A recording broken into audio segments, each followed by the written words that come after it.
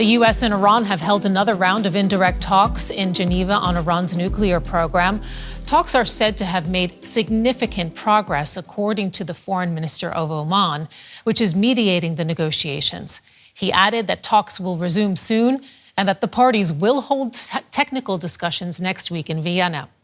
Now, these negotiations are being seen as a last chance to avert further military action as the U.S. assembles a naval task force around Iran. U.S. President Trump has threatened to launch more strikes on the country unless there's a deal. But Iran has also made clear it's prepared to defend itself. The world's largest aircraft carrier, the USS Gerald Ford, leaves the Greek island of Crete to head to the Middle East. This is just part of the biggest American military buildup in the region since the invasion of Iraq over 20 years ago. The US currently has a number of warships within close proximity to Iran and a number of military bases hosting aircraft in the region. Reuters confirmed that one of the vessels off the coast of Oman was the USS Abraham Lincoln after it analysed satellite imagery. Speaking earlier this week during his record-breaking State of the Union address, US President Donald Trump made clear what threat his administration thinks Iran poses. They've already developed missiles that can threaten Europe and our bases overseas, and they're working to build missiles that will soon reach the United States of America. After Midnight Hammer, they were warned to make no future attempts to rebuild their weapons program, and in particular, nuclear weapons, yet they continue. Iranian President Masoud Pezeshkian says his country is not seeking a nuclear weapon. But Foreign Minister Abbas Araghchi told Iranian television on Wednesday that while they are willing to talk, they do have their own red lines. We are ready to answer questions. We are ready to remove concerns, but we are not ready to give up our right for peaceful use of nuclear technology. This is what we demand. Iran has threatened escalation in the wake of any American attack. This footage of Tehran's military drills was shown on Iranian state television earlier this week. No doubt a warning to those watching in Washington. And let's get more on all this. We're joined now by Kamran Mateen, Associate Professor of International Relations at the University of Sussex in the UK. So tell us your view. Do you think that these two sides can reach a deal that averts U.S. attack on Iran? Well, it really depends on whether either side will make enough concessions of the core demands. Iran wants to keep the ability to enrich uranium on Iranian soil, and it seems that that is its red line, and any movement on this particular demand in terms of, for example, lowering the enrichment, suspending it for a particular time, entering a regional consortium, which was an idea floated last summer as well before the 12-day war. All of this also they want to see some sanctions relief in return.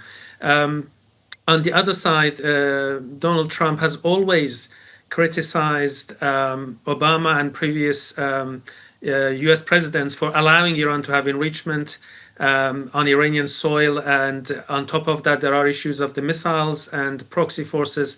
The two issues which they seem to have, for the time being at least, set aside for this particular round of talks in Geneva. But we see that the hawkish elements in the White House, such as Marco Rubio, keep bringing the missiles back to the agenda, as he mentioned only yesterday about Iran not wanting to talk about missiles being a big problem. So we don't really know, and this optimistic reports about another round and progress, we don't know how exactly this has panned out, because last time also there was a positive news before the 12-day war began.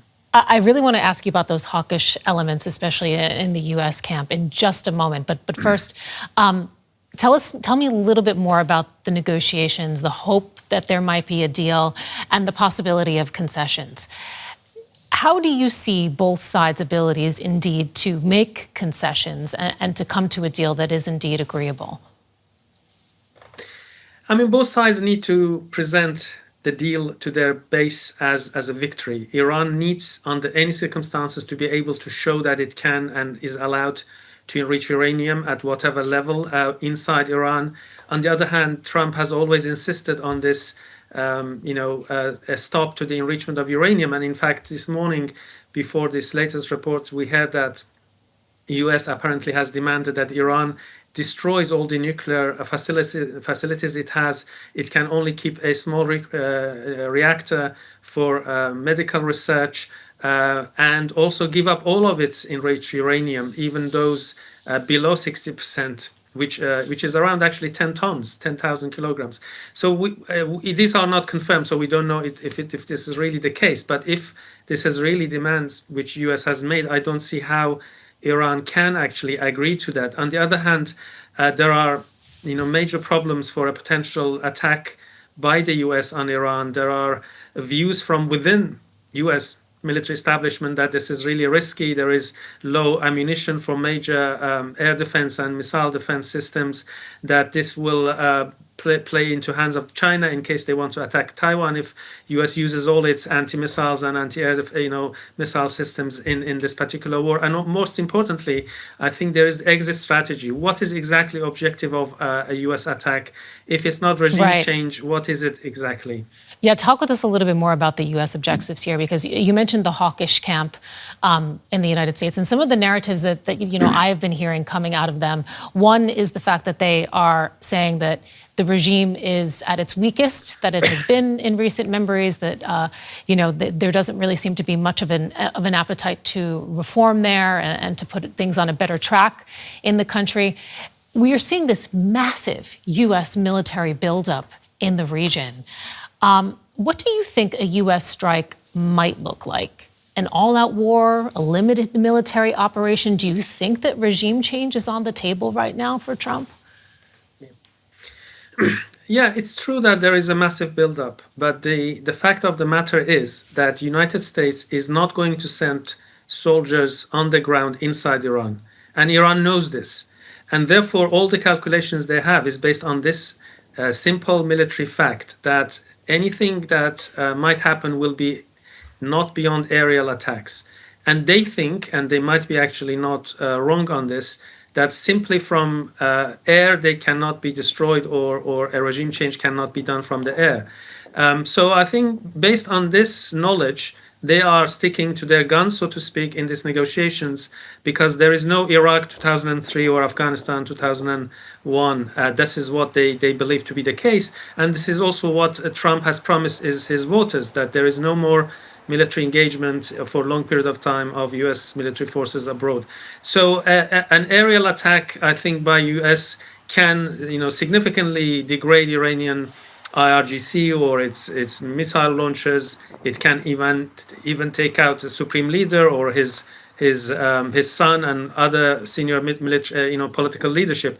But so long as there is no ground invasion, Islamic Republic believes that it can survive it, and it also can inflict damage to U.S. forces. Even Houthis used ballistic missiles against American ships some months ago. Last year, if I'm not mistaken, and they have ballistic missiles. They can attack U.S. bases in the region, and also they can attack U.S. allies, those who export oil, their desalination facilities in the south of Persian Gulf. All of these are soft targets for Iran, but wars are unpredictable in terms of their outcome. It may well be that an attack on Iranian leadership takes away the coherence of the system and the regime, and people, the protests from below, as well as armed opposition groups, especially especially the Kurds, could come into the picture in the case that Iranian military is weakened by the American attack, and that can change the equation. Kamran Mateen, Associate Professor of International Relations at the University of Sussex, thank you so much for joining us to share that insight. We appreciate it. Thank you. My pleasure. Thanks. And for more on this, let's bring in Marina Myron. She is a military analyst at the Defense Studies Department of King's College London. Do you think that this latest resumption of talks between Iran and the U.S. can still avert a U.S. attack on Iran? Good afternoon. It depends on how the talks go. It looks like neither side wants an escalation in form of a wider war in the Middle East. And of course, it will depend on what the US can achieve during these talks and what Iran can achieve during these talks. What I'm trying to say is that neither the US nor Iran want to lose face. So neither of them wants to look like they back down from their demands. And this means there would have to be some middle ground concerning, for instance, the Iranian nuclear program. One possible way would be to increase monitoring, to introduce more transparency, but in return for that, Iran would want something as well, such as maybe a limited access to financial markets. So these are the possible venues. Of course, we don't know what is going to be discussed and what the outcome will be, but it looks like there is still hope that both sides want to avert a possible escalation. We shouldn't look at this as an escalation ladder, but rather as a lattice, so they might move horizontally into different directions in terms of finding some points they can work on. What sort of concessions, I mean, when you're looking at the overall situation, what sort of concessions do you think might be acceptable to both sides, and in particular to the Americans? Because, you know, they're making some very strong demands, especially from Iran's nuclear program.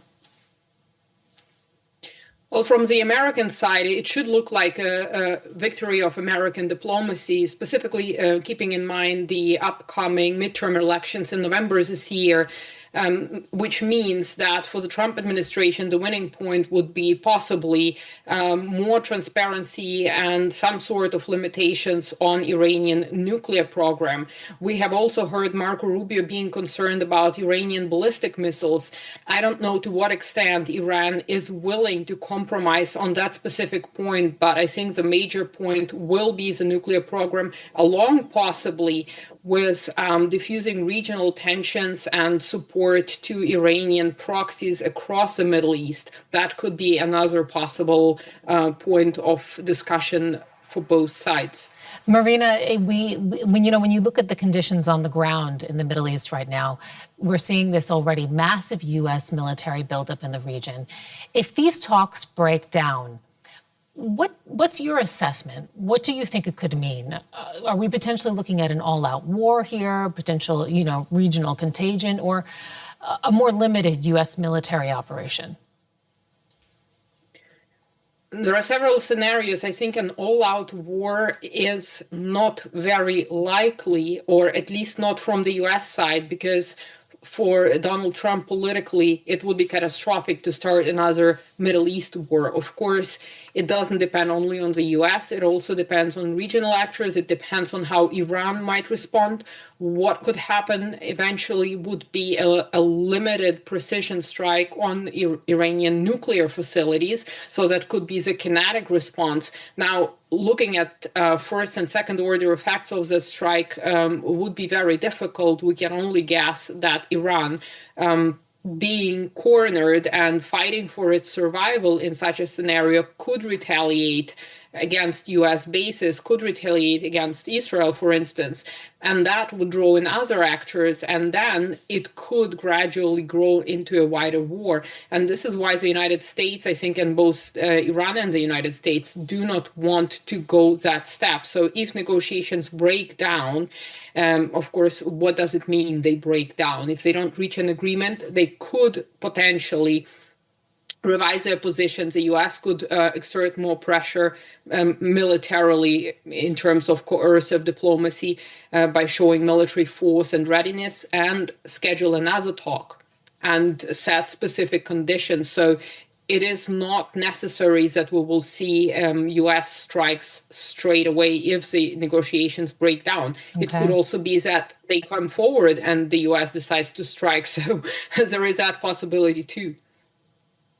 Marina Myron, military analyst in the Defense Studies Department at King's College London. Thank you, Marina. Thank you for having me.